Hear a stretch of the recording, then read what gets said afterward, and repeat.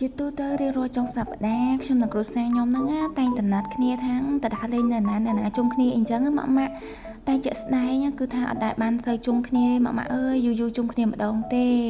ដោយសារលវរៀងខ្លួនចឹងទៅខំរកលុយរកកាក់អីចឹងម៉ាក់ដោយសារត្រូវការចំណាយឲ្យកូនឲ្យអីចឹងច្រើនចឹងម៉ាក់ដែលមានកូនគឺគាត់ដឹងហើយគឺថាត្រូវការចំណាយច្រើនមែនតែនហើយចំណែកឯកូនរបស់ខ្ញុំវិញម៉ាក់អើយនិយាយថាពីមុនណាគឺគាត់តែងតែឧស្សាហ៍រៀកក្តៀនហើមពោះឆ្អល់ញឹកញាប់មែនតែនដោយសារគាត់ហ្នឹងអាឡែស៊ីជាមួយនឹងជាតិស្ករឡាតូសដែលមាននៅក្នុងទឹកដោះគោអញ្ចឹងបើកូនម៉ាក់ណាដែលគាត់មានអាការៈដូចកូនខ្ញុំម៉ាក់គួរតែជ្រើសរើសទឹកដោះគោណាដែលគ្មានជាតិស្ករឡាតូស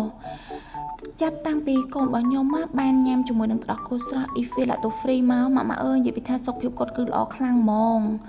ហើយអាការៈដែលគាត់មានពីមុនមកហ្នឹងគឺឡើងមានហើយម៉ាក់